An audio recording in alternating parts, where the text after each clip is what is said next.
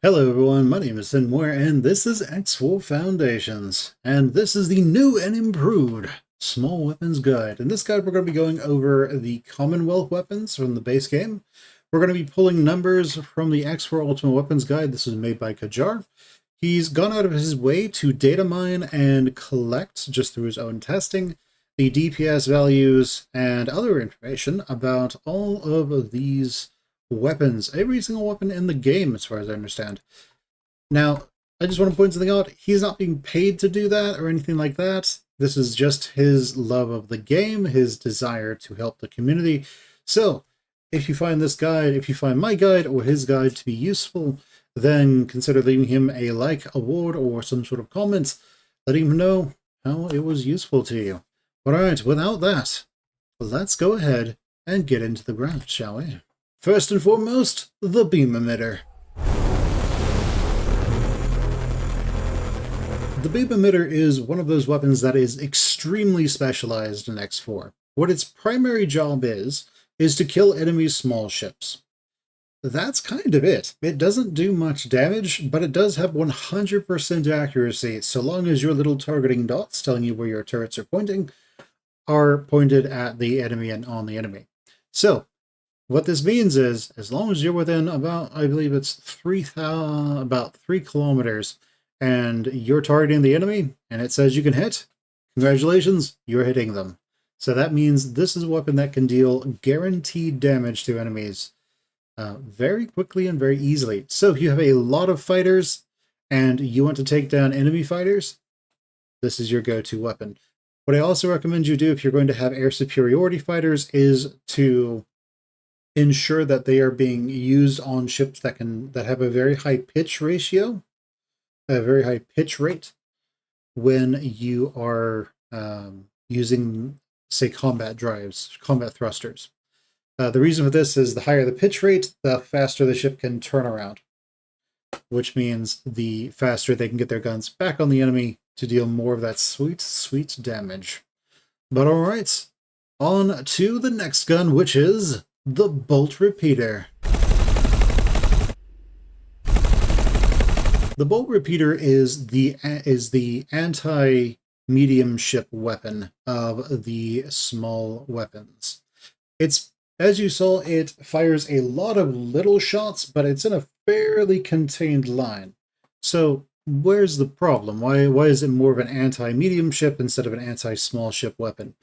The main strength of it is that it fires a lot of shots. The main weakness is that each one of those shots moves at 1 kilometer a second. That doesn't sound like a big problem, but most of your engagement ranges will be 1 to 2 kilometers.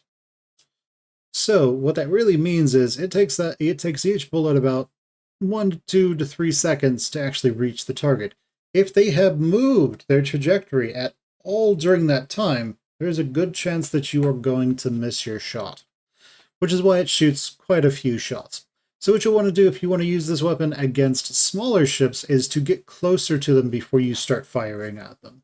Whereas the beam emitter, if you're within, as long as you're within range, you're hitting them. Bolt repeater, you need to get a bit closer to have a high chance of hitting them. If you're at range, you can expect maybe 50% of your shots to hit, which would drop its total DPS fairly low. You might even have fewer than 50% of your shots hitting if you are at the outer limit, the outer ranges of the bolt repeater's ability to actually shoot the enemy. All right, next up we have the plasma cannon.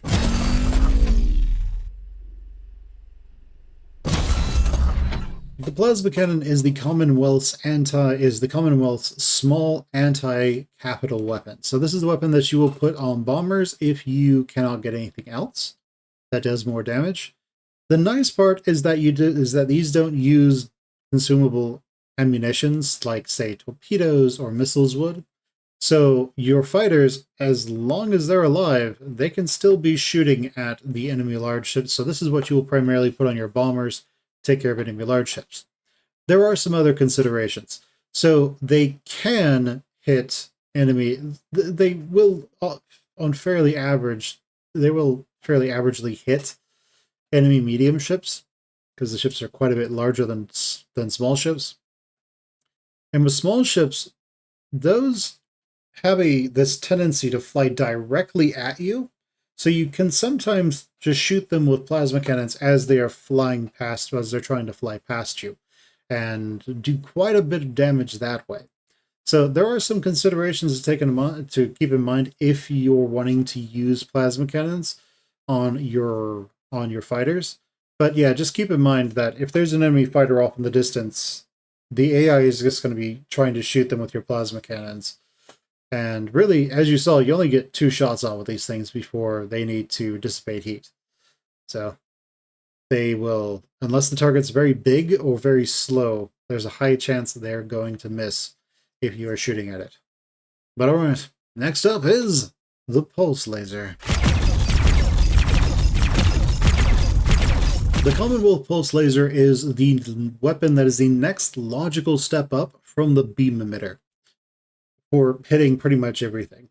It does less damage than the bolt repeater, but its projectiles move at 4 kilometers a second instead of 1.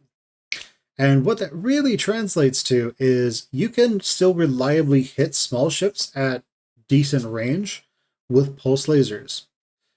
So if you want to deal more damage and still hit fighters for the most part, pulse laser is for you. If you still want to be able to deal decent damage to medium ships as well as large ships, then the pulse laser is still pretty good. If you only care about, say, dealing damage to medium ships and large ships, probably go with the bolt repeater or the plasma cannons. But alright, after that, we have the shard battery. Have you ever wanted to play Doom in space with a spaceship? Well, I have good news, because the shard battery is a space shotgun. That is pretty much the best description I can possibly give this thing. It works better when you are closer to enemy ships, but as you fire it, there is going to be a little bit of a spread, and you will hit a decent number of your shots onto the enemy target most of the time. Remember, all you need to do is hit them with 1 bit of damage, and that will stop their shields from coming back when it comes to small and medium ships. So as long as you can keep delaying that, you can still do damage. You can stop them from recharging and gaining any modicum of safety. Now, keep in mind, the closer you are, the more damage they do. And as you can see, the Shard Battery Mark II is the most damaging Commonwealth small weapon in the game. The Blast Mortar does more damage. That'll be next video. So enjoy that. Now, as I said, Space Shotgun, you need to be closer to deal a lot of damage. These things absolutely shred medium ships, because medium ships are big enough to where all the little pellets will hit. Small ships, you'll miss some, you'll still do some damage, so they're still dangerous.